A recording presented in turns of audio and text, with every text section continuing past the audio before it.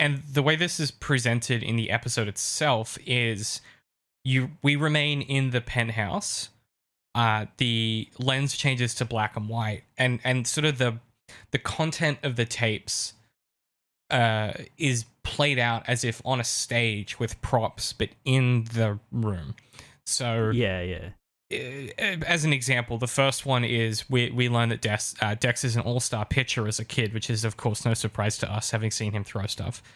And the first one is him interacting with his baseball coach, and it's before the game, and the baseball coach kind of gives him some encouragement. Dex is like, "Oh, let me show you my new windup," and then we cut to the game itself, and Dex is killing it, and then he gets pulled off the team, gets really upset, and he says, "I need to eat," and he starts to cry, and he goes, "I need to keep going. If I pitch a perfect game, they might," and then he trails off, and the coach is like, "Look, doesn't matter how good you throw, your parents aren't going to come back." And then Dex is sitting on the bench, and he's like struggling to deal with his emotions, and he throws the baseball, he bounces the baseball off the ground, and it hits the coach in the back of the head and kills him. Then we cut to the therapist's office where she's trying to deconstruct what happened. You know, did Dex mean to do this? And as this is happening, Fisk is kind of looming in the background the whole time and sort of observing with this kind of cold dispassion all of these events that make Dex into the person he is. The three. I mean, it's interesting. It's interesting that you say dispassion, because I feel like you can read quite some complicated emotions in Fisk's face. I feel there's like bits where he like raises an eyebrow and stuff like that, and there's like, because it's also quite similar to his own childhood experiences. So I don't know. I kind of think that we're meant to think that he's feeling at least some kind of range of emotions here.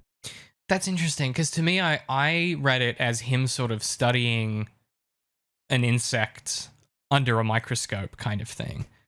Like sort of a scientific curiosity. Yeah. I think that is definitely one dimension to it as well. Yeah. And perhaps that's just like perhaps it's those moments of empathy for him are more like, I didn't read them necessarily as Fisk empathizing with Dex so much as what you said, which is like recognizing a similarity, but in a strategic sense, going, "Oh, that's something I can use," instead of having that moment of, "Oh, this is similar to me," and then feeling something about it. Like the thing he feels about it is sort of the scientific question of like, how can I deploy this in a strategic fashion? Mm-hmm. How might I leverage this to achieve something? Mm-hmm. So the beats that we get are, so it's the baseball where he kills the coach, then it's the initial conversation with the therapist about the incident, I suppose. Then we get like a very, very small interstitial scene where they just sort of have like a conversation about Dex he's getting a bit older, like he's in high school or something, and she gives him some advice, and then we get the therapist clearly dying of something. She has in the oxygen in the nose, and Dex like kind of freaks out. She says, "Look, this is the hardest session. I've been dreading it all day. This is our final session," and he gets right up in her face. He pulls the oxygen out, and she says, "Tell me what you want to do, Dex. It's fine. This is a safe place." And he goes, "I'm angry."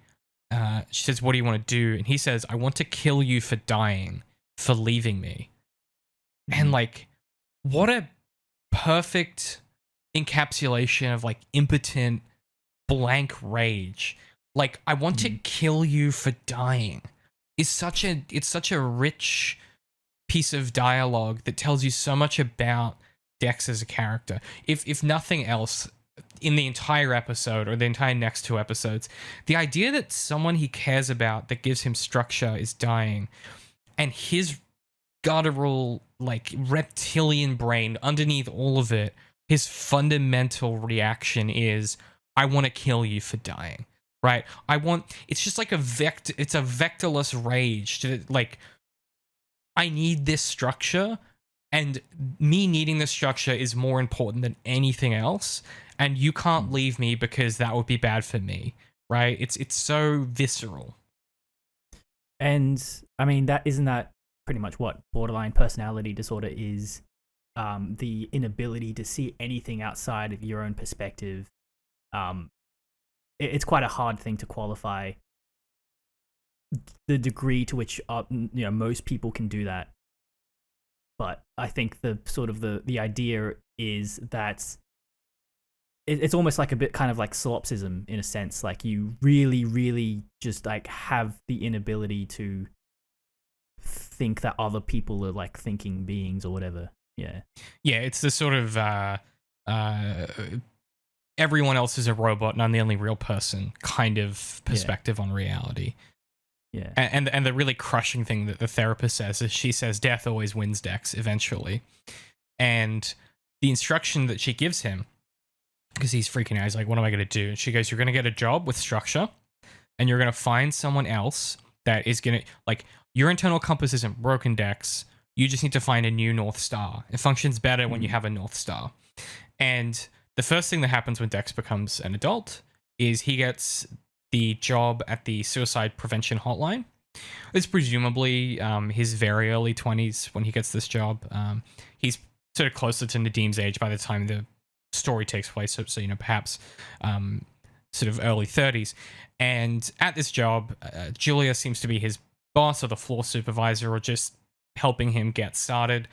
And we get one of the eeriest performances that I've seen in a long time, which is he's doing a really good job of going through the checklist, talking to this person on the phone, and he's kind of practicing empathy. In some ways, this job is kind of really ideal for him until this like moment where there's like a switch that gets flipped. The second that Julia's out of earshot, he's like, do you have a gun? What kind of gun? And the dude tells him, and he goes, oh yeah, I'm familiar with that. That's a good weapon. Got real cozy with the M911. Yeah, got real cozy with it. And he goes, what are you gonna do? What's your plan?